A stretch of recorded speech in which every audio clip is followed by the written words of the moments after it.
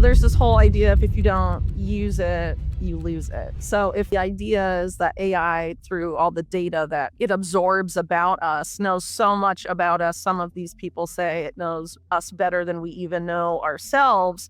There's that allows for an unprecedented degree of manipulation. And the problem is that the people producing and programming AI and ultimately controlling AI and what it can do not have our best interests at heart. And it is not a good idea to basically hand them our brains in a bag. We should keep those. I've been using AI for work a little bit. Yeah, a lot of people do. Like a more advanced search engine. Yeah, totally. But who owns AI, right? It's pretty much Silicon Valley companies. So even OpenAI, Sam Altman's thing, that's essentially owned by Microsoft, right? And so you have Microsoft, Google, Amazon, Oracle, all of these companies essentially owning almost everything. And all of those companies are contractors for the military and intelligence. Right. Guess throw Palantir in the mix too. And when you consider something like Palantir, they profile people. They suck up all of your data and then they profile you. And Palantir can profile whether or not they deem you subversive or not. And what happens when AI, gets access of that and gets put in control of things like humanitarian aid, like they're talking about doing, or in charge of, the government itself, which is also talked about in the Schmidt-Kissinger book. It gets complicated. So, a lot of people have been talking about the sort of social credit paradigm, for example. So what happens if there's a big crisis, your country is a war zone, or the economy collapses and you're dependent on humanitarian aid or some sort of aid from the government or some other group, and there isn't enough for everyone. And so they decide, oh, well, it's fair to put super intelligent AI in charge of it. And then that AI is oh, well, this person's been very compliant and hasn't committed all of these thought crimes, but not you. Who is it going to decide to give the food rations to and stuff like that? That's the risk of a lot of this stuff when it gets put in charge of too many systems. And then there's a whole other side to it when you're dealing with stuff like AI weaponry, which we're seeing being used right now in the Israel-Gaza conflict to a significant degree, where they're deciding assassination targets, suppose people that they're deeming to be Hamas affiliated, which no one knows exactly how they're determining that. It could be someone who is a second cousin of someone in Hamas or something. We don't really know because there's no transparency. But obviously, the fact that they've gone from before this AI algorithm to identifying something like 15 to 20 targets a day to identifying hundreds of targets a day, something's going on. And there's a huge issue there with what if that AI is using, social media activity to decide who lives and who dies, literally. And what happens when that kind of technology gets exported. Israel's tech sector specifically is known for testing all sorts of tech on Palestinians, surveillance tech and weapons tech, and then they export it abroad. Israel's, defense tech and defense industry is massive. It's I think one of the biggest parts of their GDP, right? So, this isn't just going to stay there. And AI weaponry has also been tested in Ukraine to a significant degree. And there's a lot of people, the same people that created Palantir, essentially Peter Thiel, a lot of that money is behind, the AI weaponry stuff today. That's troubling stuff. And then there's another issue of whether AI is actually accurate or not. So, they'll say, with facial recognition, I think there was a report a few years ago in the UK that a lot of the facial recognition stuff that the Met Police and other law enforcement groups are using are insanely inaccurate. But they want to continue using it and deepen its involvement in identifying people, whether it's at live events and all sorts of stuff. It was insanely inaccurate. I can't remember the exact amount, but it was under 50% accurate. So flipping a coin is more accurate in that case. And what happens when AI algorithms that choose who lives and who dies, are put in charge of stuff and they're 70% accurate or less? Because the government's really corrupt with contractors. They don't always pick the best contractor for the job. So someone has connections that gets their AI in charge and they oversell their AI and say it's 95% accurate, but it's not audited by an independent company, right? And so it's actually in reality 65% accurate or something. And you're putting it in charge of stuff that has a major effect on people's lives. That kind of stuff is happening. And I'm talking about stuff that hasn't necessarily quite happened yet, but we're headed there. So there was a problem identified, I think, several months ago that once, these AI algorithms start training off of data that humans didn't produce, and it's training off of data or like content that it produced itself or another generative AI produced, its output becomes like gobbledygook, nonsensical stuff. So I mean, it might just break itself. We'll see what happens, or if they're able to, I guess, remedy that. But regardless of that, the internet is going to change a lot, and this is a very like separate thing than what we've been talking about so far. But there's a deliberate push to regulate the internet. So Before we go into that, can I ask you one more question about AI then? of course. Is there any good you see in it? I mean, yeah, I mean, obviously there is some truth to the fact that it does make certain things more convenient. It does technically free up certain people's jobs so they can have more time to do other stuff. Yeah. The problem is literally the worst people in the world are in charge of it. They want to use it to make everyone basically a complete idiot that's super easily manipulated and controllable. And that is what needs to be resisted. So, you know, if someone wants to make like an open source AI that, I don't know, does some stuff, I mean, I'm not going to be like, no, don't do that. But, you know, I think it's very important now more than ever to divest as much as possible from big tech, you know, Google and Oracle and, you know, all these other companies, Amazon, what have you, because they have too much power. The people in charge have obvious problematic agendas, and they basically, at least in the US, they own the government. I mean, they basically control the government. The tech billionaires fund almost all the politicians.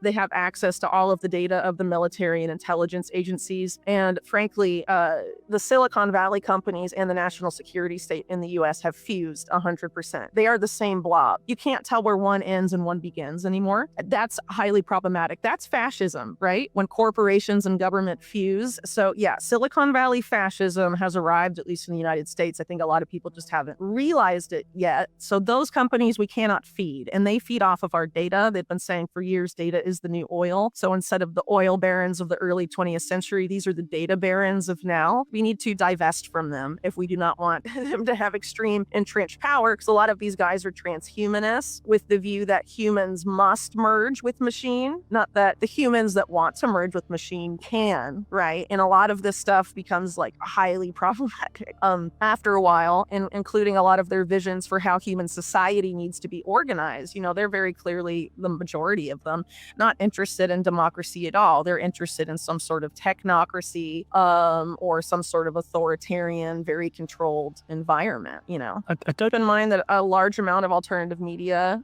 gets money from what I refer to as Thielverse, meaning Peter Thiel, right? But really more broadly, it's the PayPal mafia, as it's been called, people affiliated with PayPal to various degrees, which of course includes Elon Musk. They have a lot of influence over alternative media and even over content platforms like Rumble. And have been funding quote unquote libertarian movements and all of this stuff, but I don't really see them as being libertarian at all. So like taking Peter Thiel as an example, you know, Peter Thiel claims to be a Bitcoin maximalist, right? And then he goes, after he says that, on a panel next to then CIA Director Mike Pompeo, and says, Bitcoin is a Chinese financial weapon against the US dollar, right? And then in terms of libertarianism, you know, Peter Thiel says he's a libertarian, but instead he created Palantir, which is the most insane surveillance tool that the CIA has today. So you literally handed the worst part of the state the worst tool possible, but you're a libertarian and you're against state overreach. And so similarly, Elon Musk you have to look at the actions of Musk and then what he says. And not enough people do that, whether it's for Musk or really anyone. You have to look at people's actions, not just what they say, because someone can say all the right things and then, you know, be totally fucking you behind your back. And if you're just going to take what they're telling you and the excuses and whatever, I mean, you'll never figure out what's actually going on. And I think that's fair for Elon Musk as well. Did he buy Twitter to save free speech, or did he buy Twitter to have a massive data to train AI on and to train all other sorts of products he has on? Or did he make it, like he's openly admitted, did he buy it so he can turn Twitter, now X, into X the everything app that doesn't just become, you know, isn't just social media, it becomes half of the financial system and becomes American WeChat, which of course WeChat in China, the everything app means you have all the data, basically. If people use it for everything, it accumulates more data than everything else, and it has all the control. So people are naive here, I think, because, I mean, Elon Musk is the richest man in the world, but is he the richest man in the world just because of his own entrepreneurial whatever? Or is it because his companies were held up by government subsidies that allowed him to become rich, and he's the richest man in the world because he worked with the state? There. Okay. So Yeah. his company, SpaceX, is currently a contractor to both the military and intelligence communities. Yeah. Its success is contingent on those contracts, SpaceX. And his entire trajectory up to this point has been contingent on government subsidies or things of that nature. That's a problem. Well, those figures. Why do people, for some reason, see him as this Tony Stark Iron Man kind of guy? Well, the Iron Man movies were funded largely, or they had a significant, I forget the exact amount, but a very large contract with the U.S. military, while Elon Musk has companies that are also affiliated at the time with the U.S. military. And Robert Downey Jr. decides to model Tony Stark and Iron Man and whatever after Elon Musk. And Elon Musk makes an appearance in the movie. And then people years ago start affiliating Elon Musk with this brilliant scientist who's going to save us all, right? And how far have things progressed since then? You know what I mean? And remember, Elon Musk, too, is making a brain chip that's killed like not half, but a significant amount of the monkeys it was tested on. And now they've gone to human trials, or starting human trials. If I was a altruistic guy that just wanted to make a brain chip, sorry, it just sounds insane to even say that. But anyway, I wanted to make this product that goes in people's bodies, and half of the animals died, or like a third or whatever, die. I would go back to the drawing board and find a way to make it so it doesn't kill that many animals before human trials. Yeah, if we start killing humans with that, it's not going to go well. No, it's weird. And then you have the fact that he said stuff like X meaning Twitter, as humanity's collective consciousness and all this. He's involved in the generative AI stuff too. He helped create OpenAI. He has his own now, which is allegedly more far left than OpenAI's ChatGPT is, even though he's positioned as being the opposite. I mean, there's a lot of contradictions there. So again, I would encourage people to look at people's actions. And, Musk is a businessman, and a businessman tied to the national security state at that. I mean, these are not the kind of people that you should just trust naively and blindly. And you should scrutinize their actions and not just pay attention to the nice things they say, or, oh, he said the F word on New York Times DealBook, gave those advertisers the middle finger. There's a lot of stuff he is doing that is not good. And people, need to be wary of this whole push to turn Twitter or X into a key part of the financial system that you'll use to pay for everything. Because at the same time, we're having this push to totally remake money, whether it's to a CBDC or a heavily regulated stablecoin or deposit tokens or any of this programmable money stuff. And obviously, at some point, if we let it happen, that programmability aspect is going to be informed by what people say on social media. So it's a slippery slope. And do we want to give any one person, let alone the richest man in the world, that kind of power just because, like, occasionally he'll smoke a doobie on Rogan and say the F word on TV? I mean, I think that's naive.